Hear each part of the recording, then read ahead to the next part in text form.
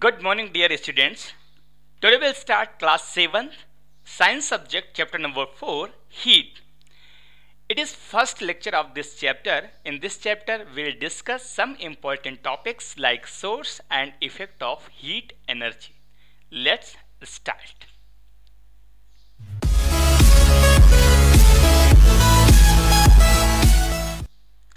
नमस्कार, मैं हूं कल्याण सिंह चंदेल और आप इस समय देख रहे हैं सद्गुरु ऑनलाइन क्लासेस यूट्यूब चैनल। चलिए शुरू करते हैं आज का ये चैप्टर हीट। इस चैप्टर को हम कंप्लीट करेंगे पूरे 3 लेक्चर में और ये इसका फर्स्ट लेक्चर है।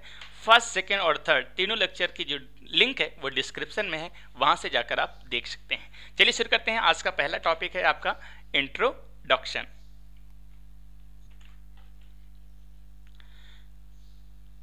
Heat is a form of energy which produce a sensation in our body by way of which is make out whether a body is cold, warm and hot. Hence it has the ability to do work. For example, the steam engine pulls a train, converting heat into mechanical energy. यानी simply अगर हम बात करें तो heat is a form of energy. Heat क्या होती है? Energy का एक फॉर्म होती है। जिसे आपको पता है कि एनर्जी विभिन्न प्रकार की होती है। मैकेनिकल एनर्जी होती है, इलेक्ट्रिकल एनर्जी होती है, केमिकल एनर्जी होती है। उसी तरह हीट भी क्या होता है? एनर्जी का एक फॉर्म होता है। Which produce a sensation in our body by way of which we make out whether a body is cold, warm and hot. जिसके थ्रू हम किसी भी बॉडी का टेम्परेचर कह सकते हैं, बता सकते हैं कि कोई भी चीज़ ठंडी है, गर्म है, हॉट है। ठीक है। और दूसरी चीज ये हमें क्या प्रदान करता है? एबिलिटी टू डू वर्क, यानी काम करने की एबिलिटी प्रदान करता है। फॉर एग्जाम्पल कह सकते हैं कि the steam engine pools a train converting heat into mechanical energy. यानी जो इस ट्रेन में स्टीम इंजन यूज होते थे पहले के ज़माने में। आपको पता होगा कि जो ट्रेन होते थे स्टीम इंजन उसमें यूज होते थे। तो स्टीम क्या होता है? वो टेम्परेचर इंक्रीज करने बनती है और स्टीम किस में कन्वर्ट होती है? मैकेनिकल एनर्जी में। यानी हीट एनर्जी किस में कन्वर्ट होती है? मैकेनिकल एनर्जी में, जिससे आपकी ट्रेन को भी खींचा जा सकता है।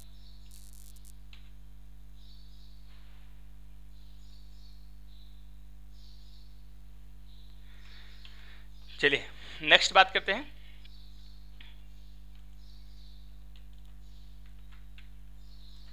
Sorry, common misconception. इस टॉपिक से रिलेटेड कुछ मिसकंसेप्शंस हैं। आइए पहले हम उनको डिस्कस करते हैं, फिर टॉपिक के आगे की जो चीज़ें हैं वो हम वन बाय वन डिस्कस करेंगे। तो सबसे पहला यहाँ पर मिसकंसेप्शन क्या होता है कि heat and temperature are the same. यानी हीट और टेम्परेचर दोनों क्या होते हैं? सेम होते हैं। पर ऐसा नहीं होता है। तो फिर क्या होता है कि heat is a form of energy. Heat क्या होता है? एनर्जी का एक फॉर्म होता है। And temperature is a measure of degree of hotness and coldness of the body. यानी अगर बेसिक डिफरेंस की बात की जाए हीट और एनर्जी में, तो हीट क्या होता है? हीट एनर्जी का एक फॉर्म होता है, एनर्जी का एक रूप होता है। लेकिन टेम्परेचर क्या होता है कि मेजरमेंट होता है किसका? हॉटनेस या कोल्डनेस का ऑफ अ बॉडी, किसी भी चीज़ का। ठीक है। तो कोई भी चीज़ गर्म है या ठंडी है उसका मेजरमेंट अगर करते हैं दैट्स कॉल्ड टेम्परेचर। और हीट क्या है? Heat is a form of energy.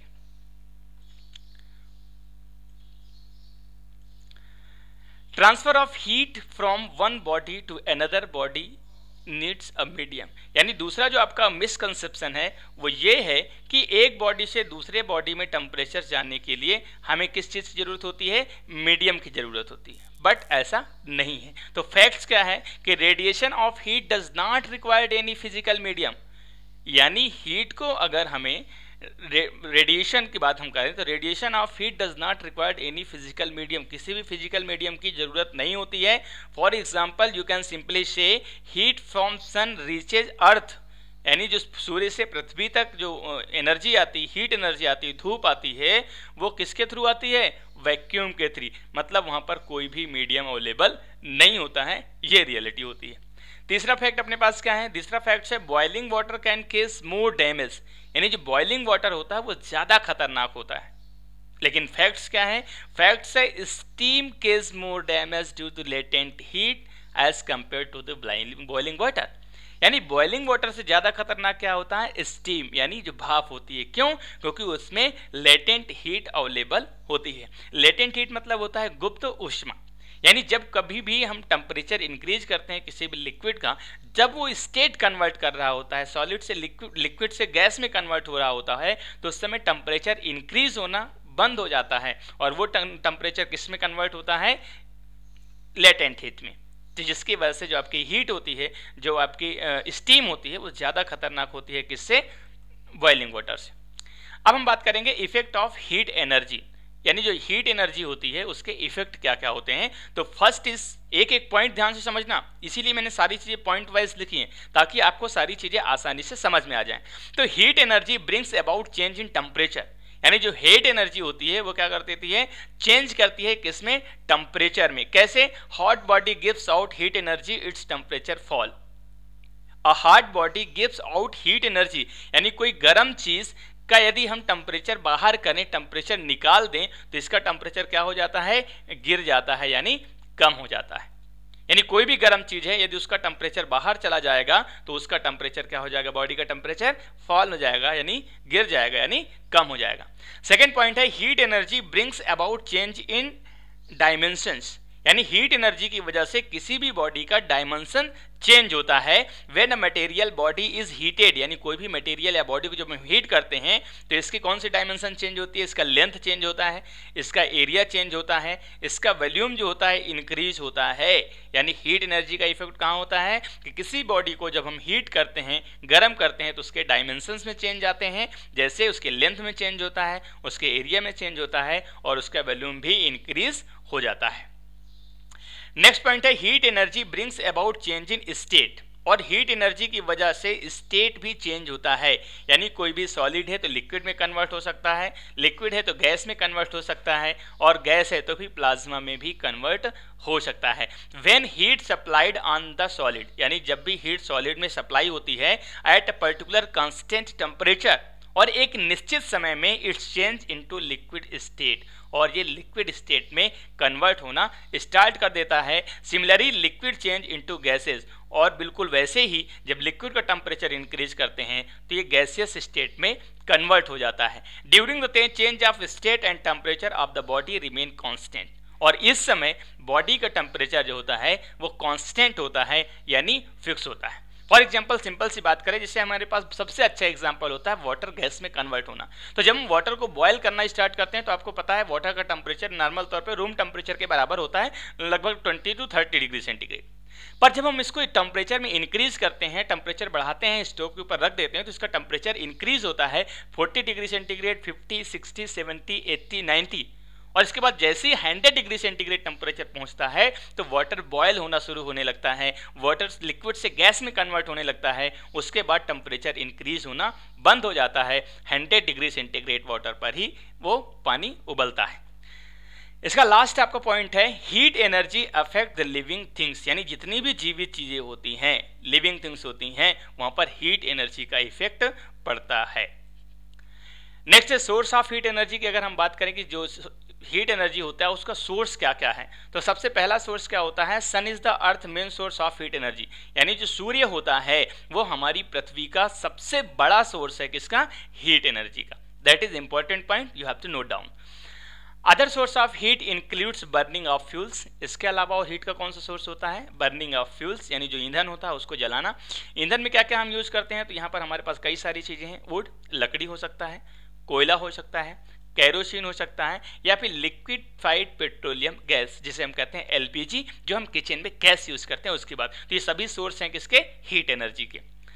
Heat always form from body to high temperature to body at lower temperature, यानी जो हीट एनर्जी होता है वो हमेशा फ्लो होता है किस डायरेक्शन में, हॉट टेम्परेचर की तरफ से लोअर टेम्परेचर, यानी जिधर टेम्परेचर ज्यादा होगा उधर से फ्लो होगा किस तरफ, जिधर टेम्परेचर कम होगा। यानी दो चीजें अगर एक साथ रख दी जाए, एक का टेम्परेचर ज्यादा है, एक का टेम्परेचर कम है, यदि दोनों में कंडक्शन हो रहा है तो जो गर्म है वो ठंडे की तरफ हीट जाने लगती है, और कुछ समय बाद दोनों का टेम्परेचर क्या हो जाता है, सेम हो जाता है। तो ये भी पॉइंट यहाँ पर ध्यान रखने वाली बात है कि हीट जो है हमेशा फ्लो होता है किस तरफ से, हायर टेम्परेचर से लोअर टेम्परेचर की तरफ।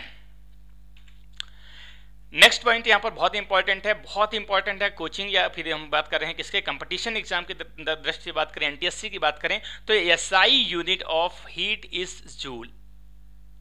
यानी अगर बात की जाए कि एसआई यूनिट क्या है हीट का, तो वो होता है जूल। जूल को हम सिंबल जे से रिप्रेजेंट करते हैं, ये भी यहाँ पर इंपॉर्टेंट पॉइंट है। And another commonly used unit of heat is calorie, और दूसरा हीट की जो यूनिट है वो होती है कैलोरी। अच्छा, कैलोरी और जूल दोनों की अगर हम बात करें तो ये एनर्जी की यूनिट है, ऊर्जा की, लेकिन हमने ये भी बात की है कि heat is a form of energy, तो जो एनर्जी की यूनिट होगी वही हीट की भी एनर्जी मानी जाएगी।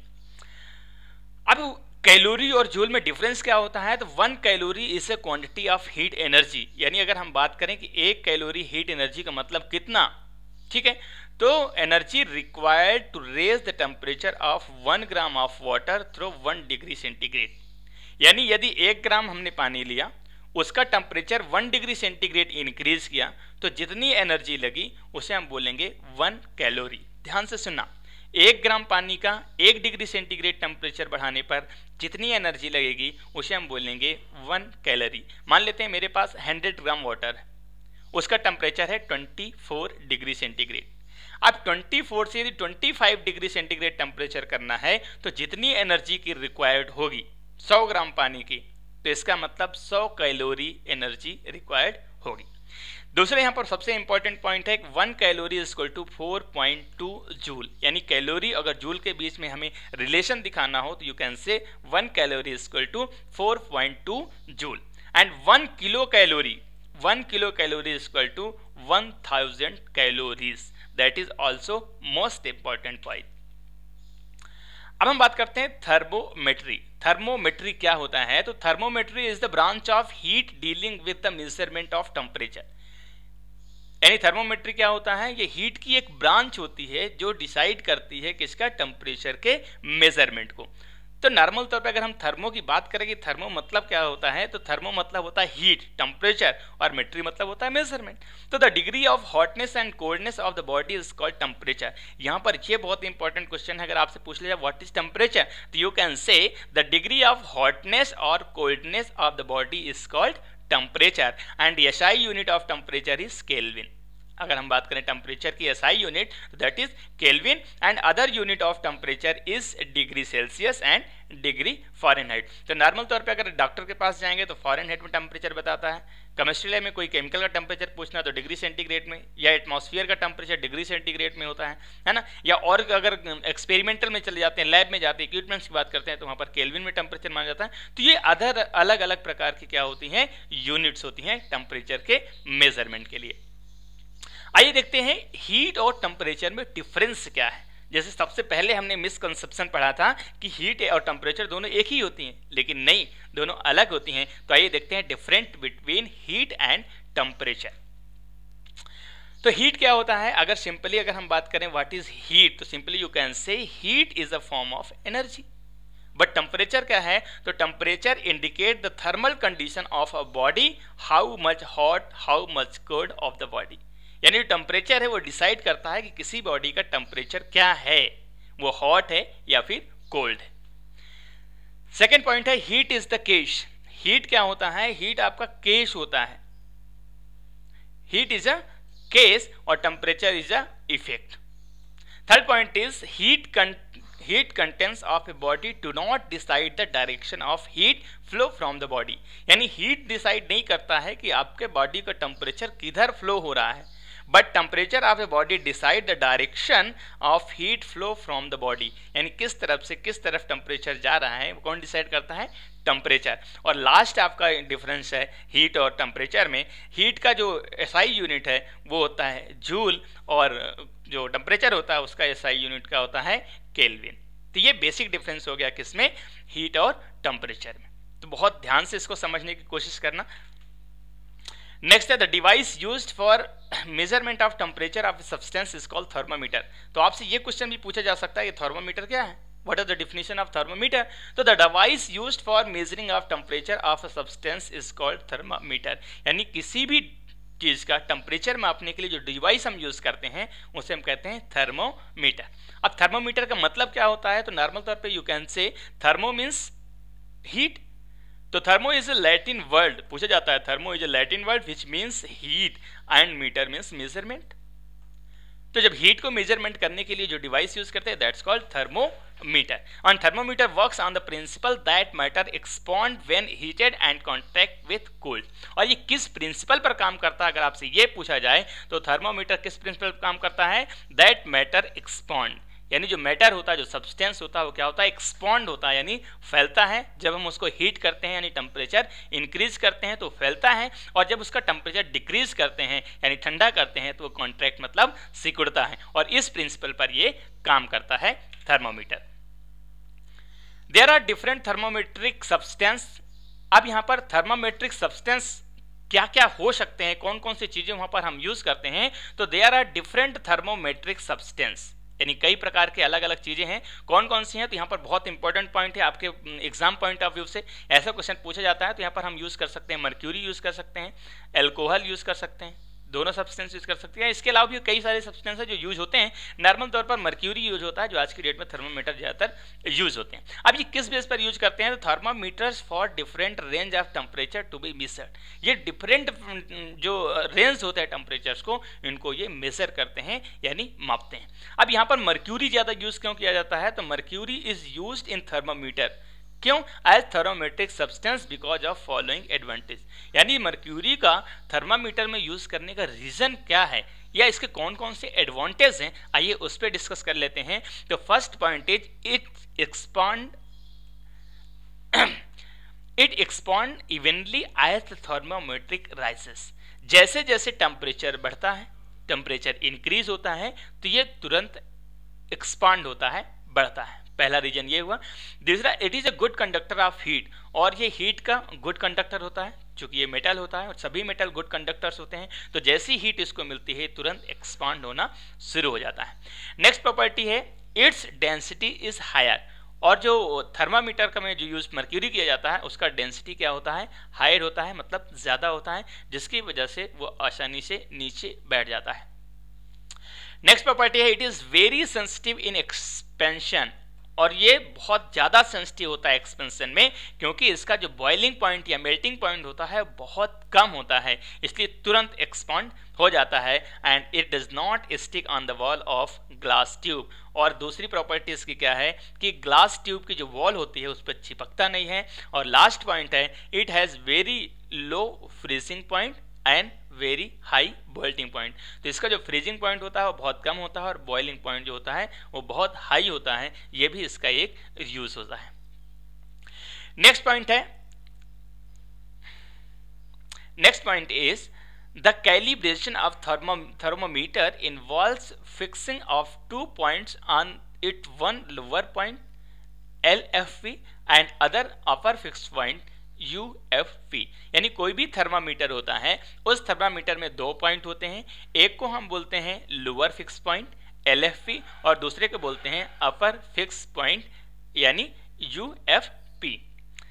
अब इनमें डिफरेंस क्या होता है कि the melting point of pure ice, यानी जो आपका प्योर आइस होता है उसका melting point at normal atmospheric pressure is taken as lower fix point, यानी कोई भी थर्मामीटर है उसका जो लोअर फिक्स पॉइंट होता है उसको हम कहाँ कंसीडर करते हैं, जिस टेम्परेचर पर कोई भी आइस मेल्ट होना स्टार्ट होती है, इट्स मीन 0 डिग्री सेंटीग्रेड, उसे हम बोलते हैं LFP।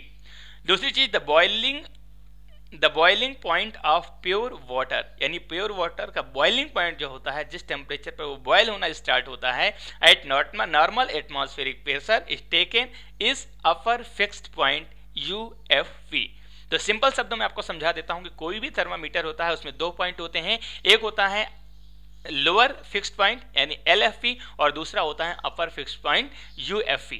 लोअर फिक्स्ड पॉइंट किसको कंसीडर करते हैं कि जिस टेम्परेचर पर आइस मेल्ट होना स्टार्ट होता है उसको लोअर फिक्स्ड पॉइंट कहते हैं, और जिस टेम्परेचर पर वाटर बॉयल होना स्टार्ट होता है उसको अपर फिक्स्ड पॉइंट यानी UFP कंसीडर करते हैं। इसके बाद 2 इंपॉर्टेंट टॉपिक यहाँ पर है, इसको डिस्कस करने के बाद ये पार्ट यहाँ पर फिनिश हो जाएगा। अगर अभी तक आपने चैनल को सब्सक्राइब नहीं किया है तो चैनल को सब्सक्राइब कर लीजिए, बेल आइकन प्रेस कर दीजिए ताकि जैसे ही नया वीडियो मैं अपलोड करूं तो आपके पास नोटिफिकेशन में मिल जाए, आपको अलग से सर्च करने की जरूरत ना पड़े। तो देखते हैं इसका नेक्स्ट पॉइंट है आपका मेल्टिंग पॉइंट। मेल्टिंग पॉइंट को हिंदी में हम बोलते हैं गलनांक, यानी जिस पर्टिकुलर टेम्परेचर पर कोई भी सॉलिड मेल्ट होना स्टार्ट होता है, कोई भी सॉलिड लिक्विड स्टेट में कन्वर्ट होना शुरू होता है, उस पर्टिकुलर टेम्परेचर को हम क्या बोलते हैं? मेल्टिंग पॉइंट, या यू कैन से simply the constant temperature at which the solid substance change into liquid is called melting point. दूसरा टॉपिक है आपका बॉइलिंग पॉइंट। तो बॉइलिंग पॉइंट मतलब होता है क्वथनांक, यानी जिस पर्टिकुलर टेम्परेचर पर कोई लिक्विड गैस स्टेट में कन्वर्ट होने लगता है या बॉयल होने लगता है, उसे हम कहते हैं बॉइलिंग पॉइंट।